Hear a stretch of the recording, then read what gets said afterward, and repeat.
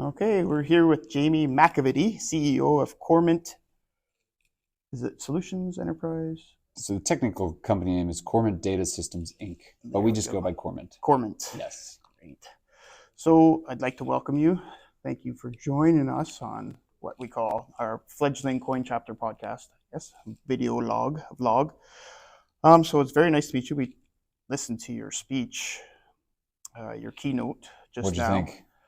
I thought it was great, very enlightening. And for like Erin here is new to the space, so she thought you brought it down enough for her to understand. Oh, if good. That makes sense. All right.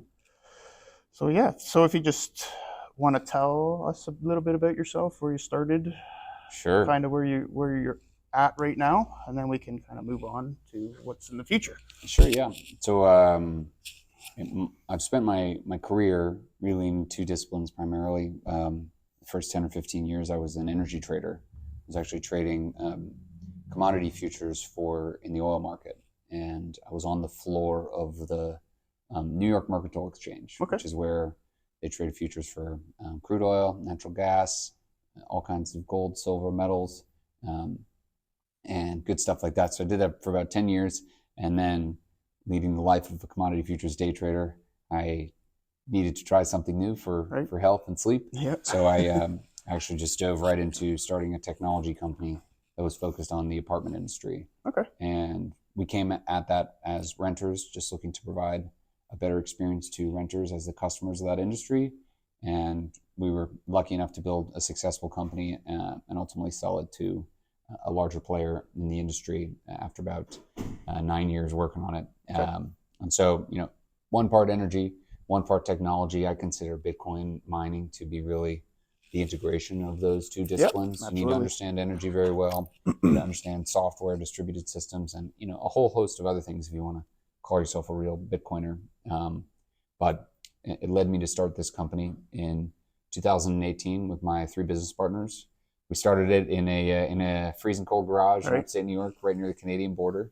And then ultimately in 2021, we had identified West Texas as what we thought was going to be the mecca for this industry because of the explosive growth of renewable energy, the business-friendly climate, the great regulatory environment here, and generally, the alignment between Bitcoin and the values of the state. Mm-hmm. And so we picked up and relocated the entire company headquarters out to Fort Stockton, Texas. That is where we are based now. That's where we're headquartered. That's where I live. And yeah, we are very, very happy to be building a Bitcoin mining business in West Texas. Great. And you guys bought, from your keynote speech there, you bought a decommissioned wind farm? That's correct, yeah. So how did that all come about? So we met a private equity firm who had taken over a wind farm that was built in 2009 by BP. And BP built this wind farm and operated it for about 10 years. When you build a renewable energy project in the United States, you receive a production tax credit from the federal government where they pay you $27 a megawatt hour just to generate the electricity. And if you sell it for anything more than that, you keep all the upside. Okay. But those production tax credits only last 10 years. Oh, okay. And so BP built this wind farm in 2009.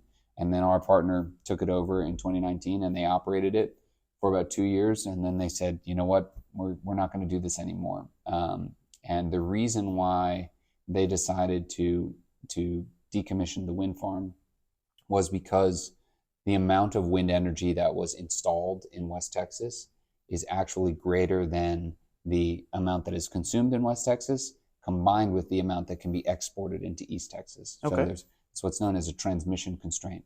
Oh, so the wind industry was overbuilt in West Texas. Right. And if you were a wind farm and your tax credits had run out, it became very challenging for you to be competitive. Okay. So we told them, hey, cheap power is the name of the game in our business. That's going to make us competitive forever. Let's do a deal where we will repurpose your transmission assets and renegotiate all the ground leases and redo everything, but we'll turn it into a data center instead of a wind farm. And so that's what happened. That's interesting. Very interesting. So it's weird. So they couldn't transfer power to East Texas? Correct. They can some of the time. Okay. But what happens is the export capacity is about 15 gigawatts. Okay. and the load that's in the west zone is about 6 gigawatts, and the amount of wind installed is greater than both of those numbers. Okay. So when the wind is blowing across all the west zone, it exceeds both the consumption there and the export capacity. And so the way that the power market works is that when the power can only be consumed by other users in west zone, it drops to zero, and then it can even drop negative. Okay. So we consume negatively priced power about 5% of the year. Okay. So do you guys produce power and then use that excess to mine Bitcoin? Is that No, so we don't produce power. You don't produce power. You just use the power from the wind farm specifically for your Bitcoin mining operation. We use the power from all of the wind farms and now the solar farms and all of the energy generators in West Zone. They make up the generation mix that we pull from. Right now it is 87% wind and solar. So it is, I think, the highest percentage of renewable generation, I believe, of any region in the country is in the West Zone of Texas, which is kind of ironic given how much oil and gas is produced there. Most people are surprised by that. Not ironic, but surprising, I guess. Mm-hmm. And so we consume from any energy producer in that area. We actually share our transmission line with an active wind farm, and there's 5 or 6 wind farms that are right across the street and around the corner. Wow. And our county, Pecos County, is unfortunately the number one stranded power jurisdiction in all of North America by volume, meaning that they measure the number of megawatt hours where they have to turn off energy generation because the prices are too low. Right. And there's over 1 million megawatt hours per year in Pecos County that are stranded power hours. So that's just wasted power.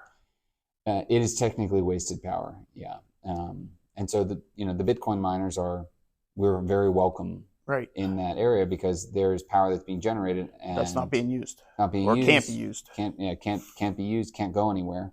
And so it is fully stranded. And that's why Bitcoin mining is such an interesting industry, because it is a geographically agnostic buyer of last resort for electricity. Right. So it can go anywhere, it can consume electricity flexibly, and soak up all this excess and turn wasted power into some economic benefit. Yeah, it's great that you guys can use all that.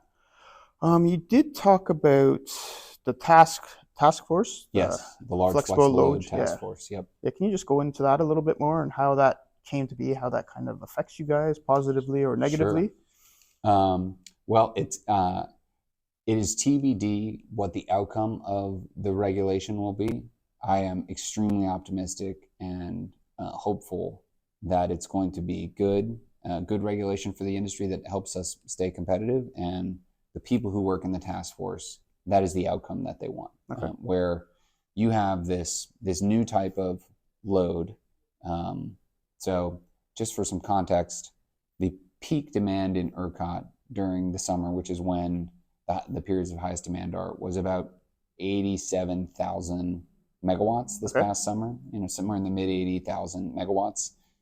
When it's not the summer, it's about 40,000 megawatts, and the mining load is about 2,400 megawatts here. So it's a single-digit percentage of the electricity consumers here in the state, but it's meaningful, and it's a very specific and special type of consumer because it tends to be very large. It tends to be concentrated in single areas of interconnection. So you have a Bitcoin mining facility that's, say, between 10 to 500 megawatts in a single area, and it's extremely flexible.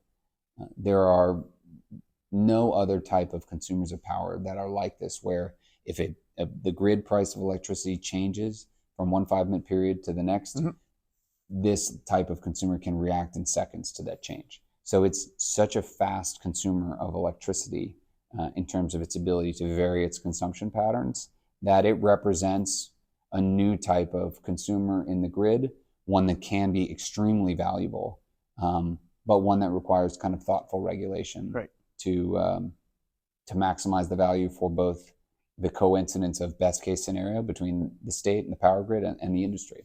And that's what the large flexible load is for, the task force. Sounds good. What else? When you guys first came here, how did it go with like state officials, county officials? Like, how did that all come to pass? It was awesome. So we started building our first pilot site in Pecos County, which is where Fort Stockton is, in May of 2021. During that visit, we met county officials, we met the judge, we met the economic development commissioner, we met the mayor, we met a local congressional representative, one of his aides. Everyone gave us their card. We are here to help you. What do you need to be successful? Our biggest priorities are job creation and economic activity. We are willing to help you in any way we can in order to get those benefits. I mean, this is rural Texas, right, where land is $600 an acre. It's very windy, it's very sunny, it's premium renewable energy country. And over the last 10, 15 years, they've enjoyed a renewable energy boom. Now, the circumstances with the electricity transmission constraint are causing that growth to slow down, causing some of these projects to go out of business. As I mentioned, our wind farm was decommissioning. Right. And so they see the development of this industry as a large consumer of power alongside this new industry that's developed over the last 15 years, renewable energy generation, as a really welcome signal. So we couldn't have felt more welcome. We do everything we can to support the county. And after developing our relationship with the county, which was probably the first year of our business, we became operational at scale, and then we started talking to the state more. Right. We started talking to the Large Flexible Load Task Force. We started talking to the state legislature and all of the representatives. We're very active politically, donating, lobbying, attempting to organize the industry, and doing everything we can to have a cohesive group of members who are working together for the best interests of the industry. In the state. Within the state only, yeah. Within the state. We don't do very much on the federal level. Right. I mean, some people say Texas is its own federated territory. Yes, right. Well, we don't want that. We want everything to stay together. We think that Texas should be prepared to potentially not be a part of the United States. It gives us good negotiating leverage. Right. Yeah, it's interesting. It's like when you said you guys were left New York, chased out of New York, like all the regulations and whatnot that came in New York kind of pushed you guys down here. So, yeah, it's.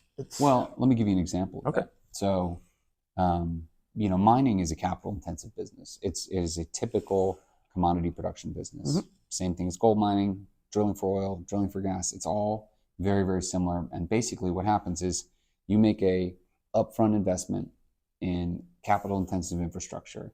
In our case, it's transmission lines, substation, electricity transformation equipment, and mining equipment. Oil and gas, drill rigs, etc. Mines, you're digging tunnels into the ground. You basically make these heavy upfront investments, and then you earn an income stream that is highly sensitive to the price of the commodity that you're pulling out of the ground. And so in order for your investors and your teammates and all the stakeholders in your business to have a viable business prospect, there has to be a certainty that you'll be able to operate there over a number of years so that after you make your upfront investments, you're able to earn that income stream back. Right. And while we were operating in New York, several jurisdictions within New York had mining moratoriums on their ballots or they were enacted. There was a special regulatory framework called the BIT license that was enacted. It was a New York specific licensing regime. And generally speaking, the tone and the rhetoric from the legislators and the regulators within the state was not friendly towards our industry. And so our investors were not going to be likely to put their money into our business, to lend to us, to help us buy infrastructure. And so, we had a long conversation as a team and said, guys, I know we love New York, and my business partners had lived in upstate New York all their life. I had lived in New York City when I was a commodities trader, and we all had family, friends, and good networks there. And we said, if we're going to do this, we got to go to West Texas. Right. And thankfully, I had roots here, and it was relatively straightforward for us to get set up. And so we made the move, and now there's no looking back. That was 2019? We started looking in 2019. It took us 2 years to get the wind farm deal sourced and executed, and then it took us an additional year to get everything turned on. So as you can see, we're talking about really long timelines here. And any regulatory uncertainty or negative legislation could have harmed us during that period. Big time. So you guys basically just really started going. Well, we were going from 2018 through 2020 in New York. Yeah. And then in 2019, we learned about the Texas market. 2020, we made the decision to move. 2021, during 2020, our mining operations were mostly off. Okay. We sold all of our assets in New York, and COVID slowed our ability to move to a new jurisdiction. Right. And then we didn't come back online until May of 2021. So that was a pretty painful part of the company's history. Our investors were like, "What the fuck are you doing? Right. You know, we're a Bitcoin mining company, and you're not even mining Bitcoin." Right. I'm like, I know, and look, nobody's hurting more than I am right now. Yeah, exactly. So that pain during that period, I think, really has helped us stay focused and stay motivated now that we are back online and the business is going well. So did your investors hang on, or did well, they it's jump ship? Or it's a private company, they don't have any liquidity. Right. But they were disappointed. I was the butt of a lot of jokes, and it was not a fun time. I definitely felt like a bit of a failure, and it sucked. Yeah, no doubt. I was disappointed. You know, I'm the largest investor in Cormint, so it was a good response to say, look, nobody's hurting more than me right now. Mm-hmm. So I feel your pain. I didn't realize we were going to be in a bad jurisdiction, and then a global pandemic was going to happen. Right. It's very difficult to prepare for that. Exactly. And like the crypto market in the whole kind of took a dump. Right. When about COVID that happened. time too, right? Yes. So it's like, it's almost like it was so hot, and then it was like cooled off, and then you had the pandemic, and everything is happening. And then in response to the money printing during the pandemic, right, that was the time when our investors were the most disappointed. Was during when they started printing trillions of dollars all around the world, and Bitcoin went from 10,000 to 60,000 in 6 months, right, and we weren't mining Bitcoin, right. My investors were pretty disappointed. Yeah, no doubt. But ultimately, the market went up, and then there was all this fraud and crazy stuff. During that time, during that bull market, we did raise a lot of capital based on a very bullish prospect for the business. So raising all that capital allowed us to get set up properly in West Texas. And so we traded around it well. But still, having no mining online, if you're a Bitcoin mining company during a roaring bull market, it's a pretty big fuck up. Roaring bull market for a short period of time. Right. So now I think the market, in my opinion anyways, is kind of stabilized quite a bit. Like you got Bitcoin ETFs and all that stuff going on. So I think you guys are probably in a better position now because you did take your time to set yourself up in a jurisdiction that's going to obviously help you move your business forward, right? Absolutely.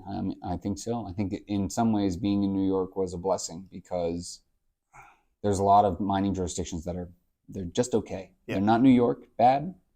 They're not Texas good. They're just in the middle. In the middle. And because we were leaving New York and we were going to a place where we were going to be starting from scratch, we did an exhaustive search of all the possible places, and we identified this renewable energy conditions in West Texas, and we loved the idea of Texas and Bitcoin, and so it's been extremely meaningful for me and for our team to be a part of what's happening here. I mean, this is not business. This feels more like a movement. Right. And I really believe in it. I have a sense of fate and destiny. My birthday is the same day that Bitcoin was born. I know that sounds stupid, but it's like fated, right? It feels like destiny, and whether or not that's just a coincidence, it definitely is something that's in the back of my mind that says, look, this is what I'm meant to do, and I believe in all of this. Really, I truly believe. And ultimately, all monies are a form of psychological conviction. Right. The dollar is only worth as much as people believe that it's worth. Right. And the second that people believe a currency is not worth anything, it will lose its value. Right. With Bitcoin, it's more true of Bitcoin than anything else. It's not a tangible thing at all. It's just a bunch of software that's run by a lot of people. And so that belief and that conviction and that sense of destiny, I think, is really important for the most prominent figures in Bitcoin. And we get that in Texas. Right. We get a compounding effect on already existing belief in Bitcoin here, doing business in Texas. And you said it in your keynote that you want like more Bitcoin miners to like join, like let's be a group, a solid community group together. Yes, we're competitors and whatnot, but let's do this thing together. It's Texas versus the world, right? And even with the world, a rising tide will float all boats. So if Bitcoin mining is good in Texas, it'll be good everywhere else. But it's a commodity production business, so there is cyclicality to it no matter what. And the highest cost and least efficient commodity producers, meaning Bitcoin miners, they'll go out of business during bear markets, and the lowest cost and the most efficient producers will remain during bear markets. And so the market structure that we are trying to create in Texas, that we're pushing for, is one that allows the Bitcoin miners that are located here to be the strongest and most efficient firms that do this in the entire world. And the way that they have the electricity grid set up, being a deregulated marketplace where they allow price volatility to float and they use market pricing signals as the dominant force, it's already a great fit for Bitcoin. Right. What we're working on now is really just kind of smoothing out the edges a little bit. And that involves harnessing the speed of the Bitcoin mining load, harnessing the rapid response time so that the people in the grid control room know when it's going to respond. They can plan for it, and they can use it as this toolkit. I think what would be the best case scenario in our world in terms of a political alliance would be for Bitcoin mining to become so useful to the grid operators as a tool that they can use to ensure reliability, that if the state legislature or the federal congressional legislature were to impose some kind of legislation that said, we're going to constrict the growth of this industry, we're going to shut it down, we're going to tax it, that ERCOT would be the first one who would say, why are you doing that to us? You are harming our ability to build and administer a reliable transmission system here. An individual can't fight the federal government. What you do is you make yourself an ally of an entity or an institution that can have that fight. Right. To us, that looks like the state of Texas or the transmission grid of Texas. Interesting. Good stuff. What else can we touch base on here? I guess, yeah, I think we touched on this kind of a little bit, but what are your biggest hurdles in the Bitcoin mining industry right now? Great question. Well, the biggest hurdles as an industry, I would say the thing that is the most challenging, which you just become accustomed to it as a miner, is that there's a large amount of east-west trade that happens in Bitcoin mining, where now North America is the number one mining jurisdiction in the world, and the vast majority of the infrastructure, whether it's electrical transformers or power distribution gear, pretty much anything that is used in our business, mining equipment itself, Bitcoin mining computers, it comes from China. Right. And it comes from Chinese firms. And the way that Chinese firms do business is very different from Western firms. And so it can be challenging to negotiate with them, and it can be challenging to be comfortable that you're going to be buying a reliable product from them. Whereas I think it's something we take for granted in America, that normally we have the option to interact with businesses who are reliable and trustworthy and have established brands. That's a luxury that we have here. So having the bedrock of the business be founded on East-West trade is it's definitely an interesting business dynamic that I've never experienced in any of my other businesses. Now, is there only one entity in China that sells Bitcoin mining rigs? Or? No, there's multiple. Okay, so at least there's a little bit of competition within there. You're not kind of just stuck with dealing with one entity, right? Because of their government over there. Right. There's competition now, and we're actually in a part of the market cycle where the mining equipment is relatively inexpensive because we've just been through a 2-year bear market here. And so during this time, the miners themselves have the most leverage to negotiate, and the best value can be reaped. When Bitcoin's in a screaming bull market and there's supply chain issues like there was in 2020 and 2021 because of COVID, the mining equipment manufacturers really had a lot of leverage over the miners, and they maximize their profits. All right. Okay. Soft one for you here. How many Bitcoins a day do you guys mine at Cormint? We mine right around 2 Bitcoin a day. and we're growing pretty fast. So we are going to have double that amount leading into the halving, and then in the halving, depending on what happens at the halving, it will be reduced by as much as 50%. Okay. But our growth plan is to grow the size of our current operation by about 400% over the next 12 months. So I would say hopefully it would be between 3 and 5 Bitcoin a day around this time next year.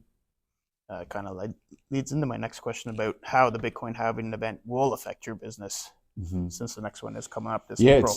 It's a crazy market dynamic. When you have this, suddenly all of the commodity producers, their revenue gets cut in half, right, from one 10-minute block to the next. It's very wild. So the answer to that question is really, it depends on where mining economics are immediately before the halving. So right now, the break even on your average piece of mining equipment is about $100 a megawatt hour. So with an electricity cost below $100 a megawatt hour, it will be profitable. Above $100 a megawatt hour, it will be unprofitable, and that's 10 cents per kilowatt hour. So in the event that the halving were to occur tomorrow, there would probably not be much of a difficulty adjustment. Okay. Break evens would drop to $50 a megawatt hour, 5 cents a kilowatt hour, and most miners are at that cost or lower. It's between $50 a megawatt hour and $20 a megawatt hour that some real damage would be done. Okay. And so if you take the electricity cost break even immediately before the halving and cut it in half and look where that number is, anything between, say, 2.5 cents and 4.5 cents, you could expect some serious carnage. We would expect to see as much as 40 or 50% of the mining equipment go offline. Right. Or we would expect in Texas that more miners' uptime would look like ours, meaning they would be, right now we're up about 87, 88% of the year. In that kind of scenario, we would be up about 65% of the year. Okay. So there's definitely some survival to it. Right. But historically, during the last 3 halvings, during the 12-month period following the last 3 halvings, the price of Bitcoin has gone up by 500 to 5,000%. Right. So it's yeah. I think with the ETF and the halving and the macroeconomic conditions, fiscal irresponsibility on behalf of all these governments, next year could be a crazy year. Okay. So how do you guys prepare yourselves for this? Like, what do you look at? How do you position yourself so that if the unimaginable happens, you guys are able to push forward? Well, we have located our business in the lowest energy cost jurisdiction in all of North America, and in the first half of 2023, we recorded the lowest electricity cost of all of the public companies who report that cost. So we beat all our competition during that period. And the reason why we were able to do that is because we have an excellent power optimization software that responds extremely fast to price changes. Right. And we build our business around responding to prices and preparing to be up only a certain percentage of the year, which is, for us, 87%. Our competitors like to be at 95 or higher.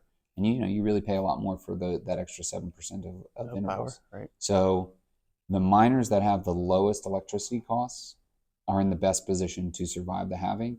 They will not be immune to any pain that's experienced by the industry, but in order for our gross profit to go negative, we'd be talking like an apocalyptic type of scenario. Right. And even then, there's a really interesting thing where the difficulty adjustment responds every 2 weeks by making it easier to find Bitcoins for miners who remain during a time when a lot of hash power goes off the network. So during those 2 weeks could be a long time to wait for the difficulty to readjust. Right. But what is a difficulty readjustment? In essence, it is that because it takes longer to find a block, and because the Bitcoin software automatically readjusts to attempt to have a block found every 10 minutes.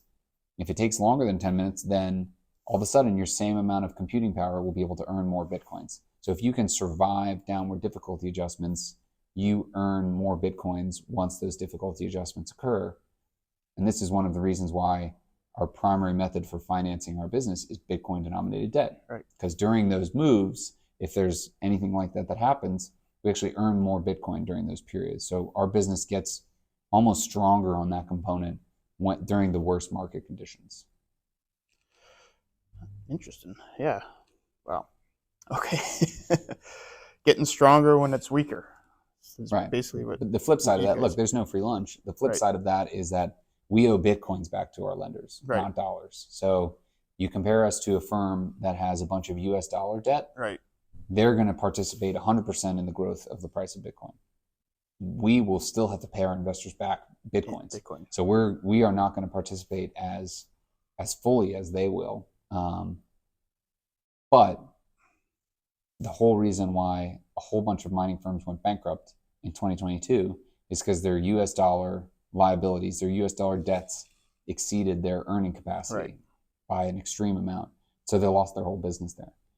At Cormint, we are attempting to be, a Bitcoin mining firm that survives through the cycles.